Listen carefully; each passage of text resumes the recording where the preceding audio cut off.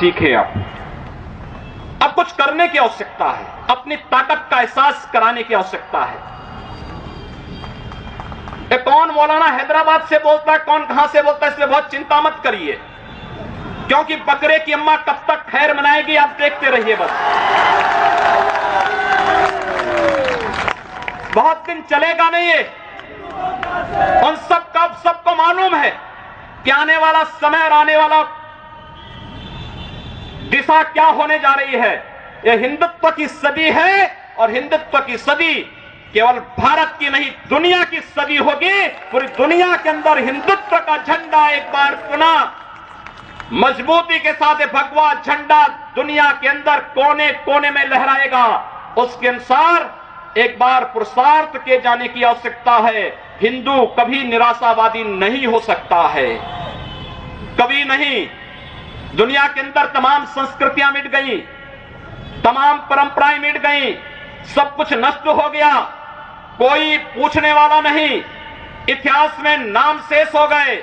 लेकिन इतनी विपत्तियों के बावजूद, हजारों हमलों को झेलने के बावजूद, तमाम षड्यंत्रों के बावजूद, अंदर और बाहर दोनों से हमलों को जूझते हुए भी अगर सनातन हिंदू धर्म मजबूती के साथ खड़ा है तो वह किसी के बल पर नहीं, इस जनता की ताकत के बल पर है। और जब तक ये आस्था सनातन हिंदू धर्म के प्रति आप सबकी बनी रहेगी, भारत माता के प्रति आपकी बनी रहेगी, दुनिया की कोई ताकत आपका बाल बांका नहीं कर पाएगा।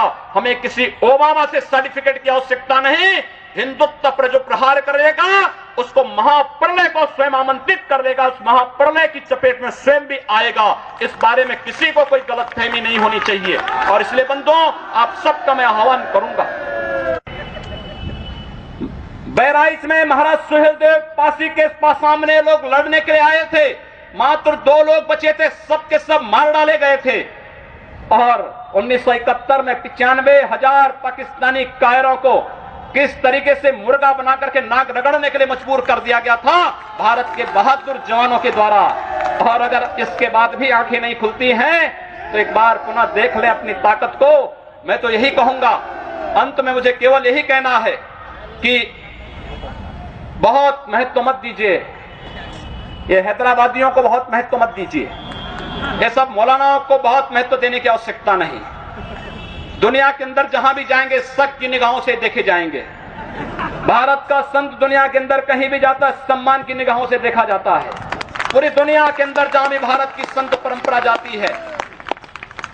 सिंगापुर में मैं गया, मैं देर में पहुंचा, जब एयरलाइंस में बैठने के लिए हुआ तो उसने मेरे कपड़े देखे और सबसे आगे की सीट में बैठे हुए लोग वो खड़े हो गए, वो मुझे बुलाने लगे कि आप आगे। मैंने कहा नहीं, मेरी सीट पीछे।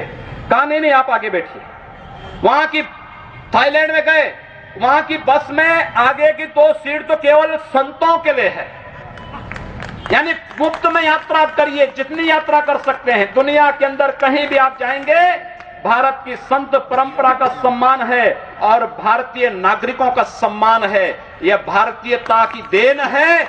ओबामा जी, इसके लिए किसी से हम लोगों को सर्टिफिकेट लेने की आवश्यकता नहीं। हमारा प्रमाण हमारी विरासत है, हमें जो कुछ भी मिला है वह दुनिया के सामने है। लेकिन याद रखना, अगर कोई हिंदुत्व को छेड़ेगा तो वह मानवता की बर्बादी का संदेश होगा और कुछ नहीं होगा। हिंदुत्व दुनिया के अंदर सुख और शांति का प्रतीक है और विश्व हिंदू परिषद इसका नेतृत्व कर रहा है। विश्व सुरक्षा की गारंटी हो। मैं कहता हूं भारत के मौलानाओं से और भारत के पादरियों से भी, आज ISIS नाम का एक आतंकी संगठन इराक और सीरिया के अंदर जिस निर्ममता के साथ मानवता को कुचल रहा है, वहां पर यजीदी समुदाय के साथ साथ तमाम अल्पसंख्यक समुदायों को बड़ी निर्ममता के साथ काटा जा रहा है। और यही नहीं, शिया मुसलमानों को भी मारा जा रहा है, उसी बर्बरता के साथ काटा जा रहा है। भारत के सब मौलाना मुंह बंद किए हुए हैं, क्योंकि इनको लगता है कि अगर ISIS के खिलाफ बोलेंगे तो वह एक प्रकार से इस्लाम के खिलाफ वक्तव्य होगा। क्या इस्लाम का स्वरूप या बर्बर स्वरूप है इस्लाम का? हम आखिर साबित क्या करना चाहते हैं?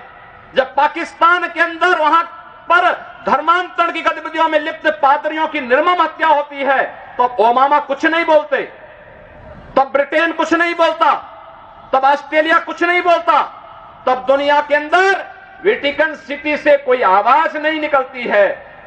मैं एक दिन पढ़ रहा था मक्का के बारे में, सऊदी अरब के इस पवित्र शहर के बारे में। कहा जाता है कि मक्का में कोई गैर इस्लामिक नहीं जा सकता, कोई गैर मुसलमान वहां नहीं जा सकता। वेटिकन सिटी के बारे में पढ़ रहा था, वहां गैर ईसाई नहीं जा सकता।